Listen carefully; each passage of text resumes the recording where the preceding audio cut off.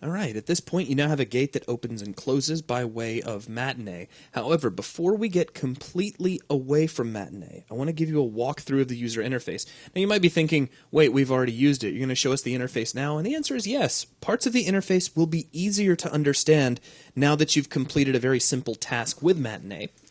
Now, Matinee itself can be used for things from as simple as just opening this gate to as complex as an entire motion picture, if you like. But we're going to keep things relatively simple. Let's open up Kismet and double-click on our Matinee sequence object. And let's just give kind of start off with a general idea of the various areas of the interface. First off, you have a menu bar along the top, and we'll talk more about some of the options within that in a moment. Then we have a toolbar with several of the most common commands and features that you'll be using as you create your own sequences. Now down from here, you may see the curve editor, and then again you might not. If you don't see the curve editor, if instead your Matinee looks like this, then all you need to do is go to the window menu and show the Unreal Matinee curve editor, and there it is. Now this is like the curve editor of any animation package that you may have potentially used before, such as 3ds Max or Maya. The way animation works inside of Matinee is through keyframes and interpolation curves.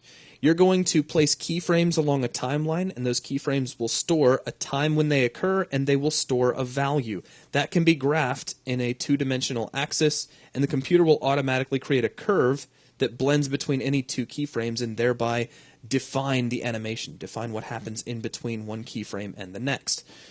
You can edit those curves here. Now, just as a for instance, we've already got our sliding gate. At any point, you can see the curves of an animated object by clicking on this little tiny black box at the end of your track. So if we click on that, we can now see the curve for our sliding gate. Now I'm just rolling the mouse wheel out, but it'd probably be more efficient to start talking about some of the buttons here. So what I'm going to do is click Fit View to All, and now we can actually see that curve. So there's the change in our gate's position over time. Now moving down from here, we have the group track list area. This allows us to see all of the different groups and of course any tracks that have been applied to those groups. As you get deeper into using Matinee, you're going to start filling this up with a lot more tracks, and of course each track is going to carry a lot of different keyframes, though in this case we're just simply using 2. Now down from here we have the timeline, and this is where you're going to drag your time slider around. And you also have a range slider as well that you can use to slide the entire timeline, though generally I find myself just grabbing up here inside the main list where all my keyframes are, and I can slide that around. That of course is just using the left mouse button. Now at the bottom we have the properties area. This will be context sensitive depending on what you have selected. So if you have a movement track, these are the properties that show up. If we grab a group, we get an entirely different set of properties. And all of the different types of tracks you can create will show different properties as well.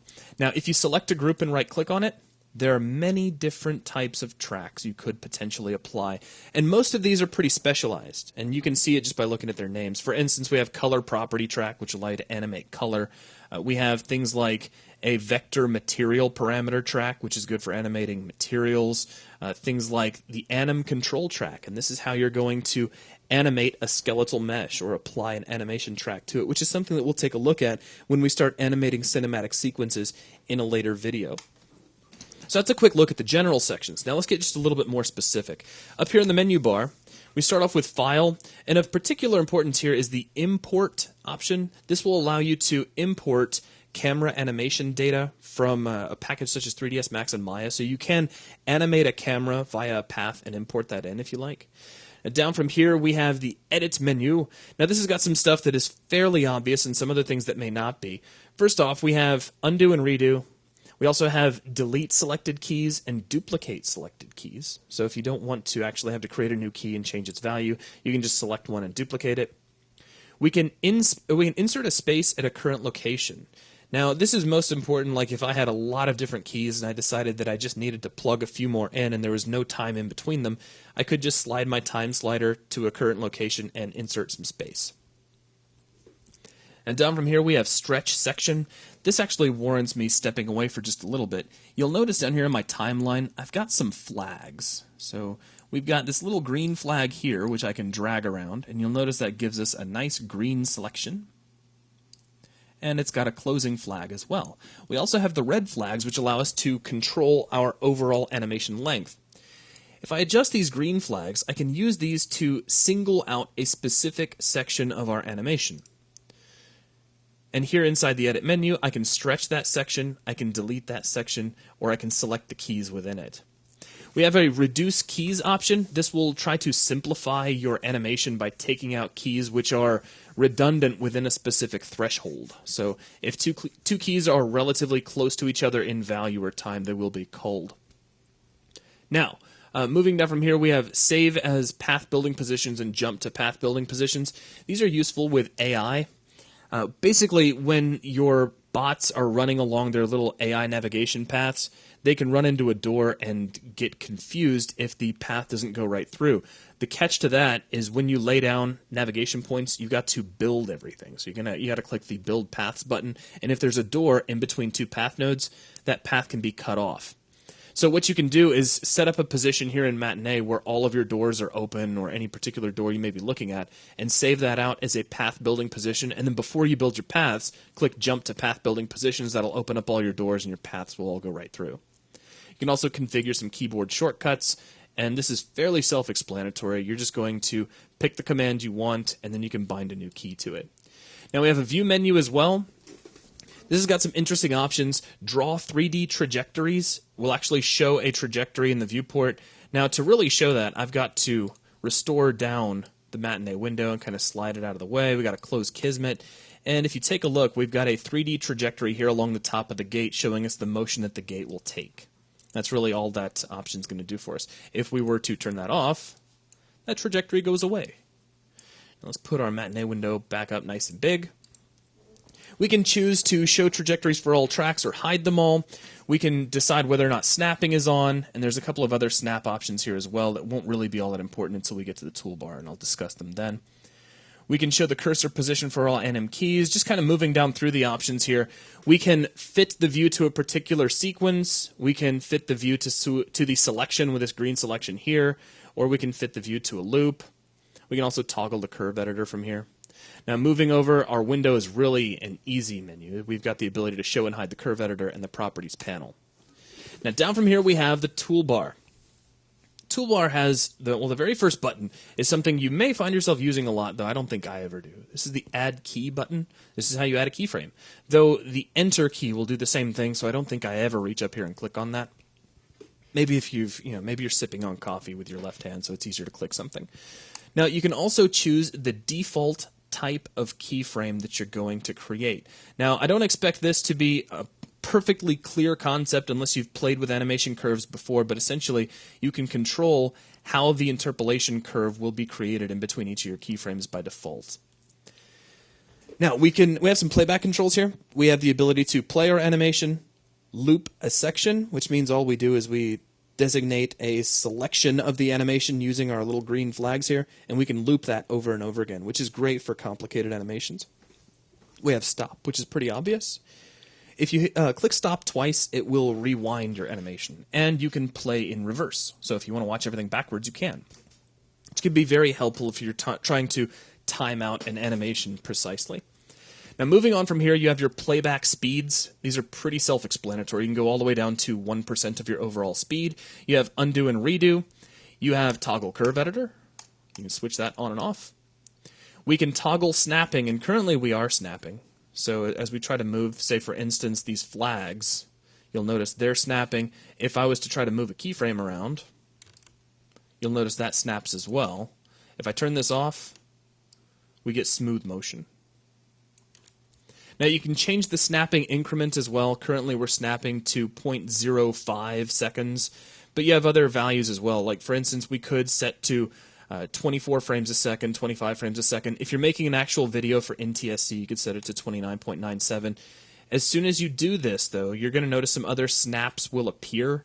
So we have the ability to snap time to a specific frame, because now you're dealing with a frame rate if you're doing 29.97 frames per second, where originally you were just dealing specifically with time. So now if you want, you can snap to a specific frame, or you can use a fixed time step playback. This is going to make sure that you are playing back at the rate specified. So for instance, this will make sure that we would be playing back at 29.97 frames per second for NTSC. Now I'm going to set this back to 0.05. We can fit the view to our entire sequence. So if I'm zoomed, say, way out here, and let me make sure that I switch back to 0.5. I scrolled my mouse wheel without having focus. So let's say we're zoomed out really far. We can fit the view to the entire sequence. So now you can see my first keyframe and my last keyframe are at the edges of the screen. We can fit the view to selected, which means I'd have to have something selected. Let me grab this guy and click, and now we're just, boom, right there on that particular keyframe, which we zoomed in really close to that. We can also fit the view to the loop section. So this little green selection I have here, we can zoom right into that at any point. And we can fit the view loop to the sequence, which means if I click this, our green section is going to take up the entire timeline. And there it goes. So that's a quick look at the toolbar. Now moving down from here, we've got the curve editor, which has its own toolbar. We have the ability to fit our view both horizontally and vertically, and this is going to become more apparent if I zoom out, so our curve is really, far away in the distance. We can fit horizontally, which stretches our curve out. Now, this doesn't change the information. You have to keep in mind that what we're doing is we're graphing a value over a specific time. You can zoom in or zoom out in time and not zoom in or zoom out in value. The two can be zoomed independently. So we can fit the view horizontally and vertically, or you can just click View to All. We can also fit to selected, so if we select a single key, we can zoom directly to that. So let's go ahead and just View to All. Now next to this, we have our two different navigation modes. We have Pan mode, which allows us to pan this around very much like an orthogonal viewport over inside the main editor. We can use the mouse wheel to zoom in and out. We also have Zoom mode, and this allows us to zoom vertically using the left mouse and zoom horizontally using the right mouse. And if you use left and right together, you're zooming both at the same time. Just make sure when you're done that you switch back to pan mode so you can move around if you want to. Now, over from here, we have all of the different tangent types that we can apply to our curve. Currently, if we take a look at the animation for our gate, you'll see that it starts off relatively flat, so the motion is minimal. It starts off as actually none, and then it accelerates, starts to sweep up, and then the curve is going to level back off, which defines it slowing down. We're decelerating before we come to a stop. It's a nice smooth motion where we don't get any kind of jarring stops. Now, if we wanted to show this, I could pull down Matinee just enough so we could see the gate, and if I click play, it may be a little bit hard to notice, so let me actually pull down my playback rate. Let's try 25 and see how that looks. So there you go. We start off slow, and we slow down right at the end. It's a very nice, smooth motion. But we can change that to anything we like by adjusting our tangencies from one point to the next. So by default, we're using curve auto clamped. What that means is that Unreal is actually going to handle the tangency for us, and they're going to be clamped so that we don't get overshoot. Now, what is overshoot? Well, I'll make some overshoot, and then you'll know. So let's grab curve user. This allows us to actually take the tangent handles for the Bezier curves and update them however we want to. So let's do something like this. And that guy that I just picked there, I'm going to flatten him back out to where he was because I don't want him to do that. All I want to do is grab this one curve that's sliding our gate up. And notice I just took the tangent handle and pulled it up a little bit. And because we have Bezier-style tangency, our curve now goes way up into the air and then comes back down. So what does this look like when we play back? Well, we're going to go, if we stop, we go way beyond the point of opening, all the way into the wall, and then we come back. If we show this in wireframe, it might be a little bit easier to see. So let's stop and play. So we slide way over, and then we come back. That's overshoot. And having clamped tangent types will prevent things like overshoot from happening. And they can happen automatically. So we'll switch back to curve auto clamped. Now we also just have regular curve auto, which in a case this simple is not really going to be significantly different. If we want to be able to change the tangent types like we did a second ago, we just need to switch over to user. Now, if you have an automatic tangent type and you come over and you change the tangent handle, it will automatically switch over to user for you. So we could have a gate which starts off really slow and then accelerates and slams open. So here's what that would look like. In fact, let's go ahead and go back to a lit mode because it looks cooler. And really slow, and then wham, it opens up. And that would look even cooler at full speed. So I got to do it. I had to show you. You can just hear the bang of it, you know?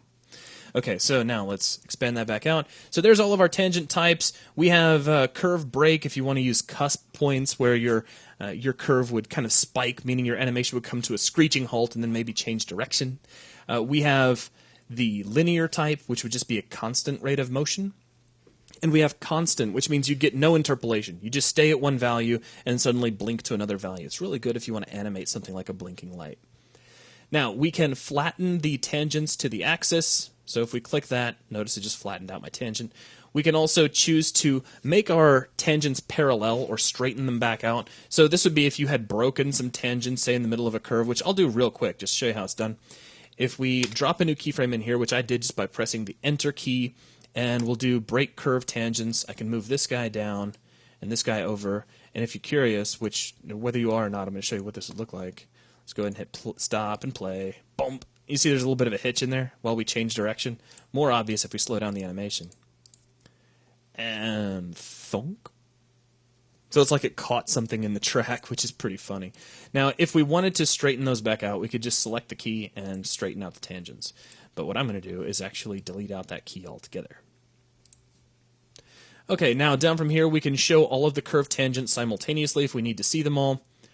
We can also create curved tabs. Now, this is not really going to be particularly useful until we have a lot of different things animated, but basically this allows you to take your animation curves and put them into groups. As you create tabs, you can add curves into those tabs and then cycle through all of the tabs you've created using this drop-down. And then if you decide you're done with a tab, you can just delete that tab. It won't delete the curve, it'll just delete the organizational system.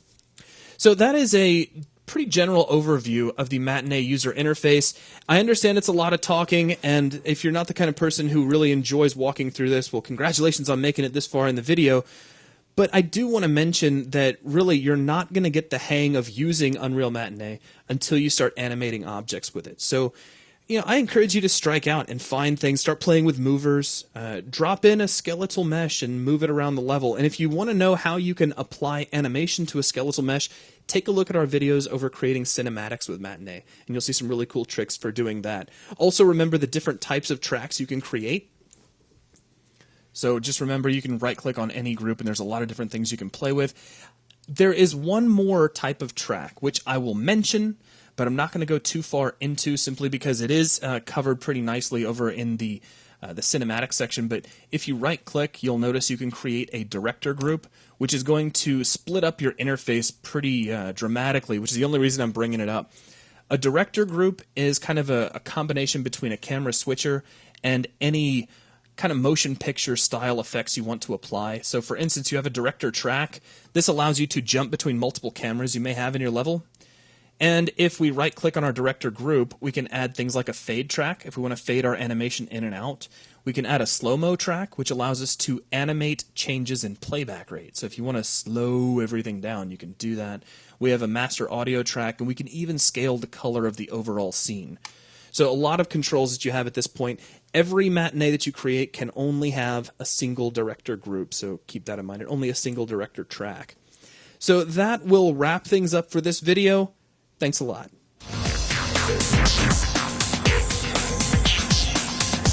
Kismet.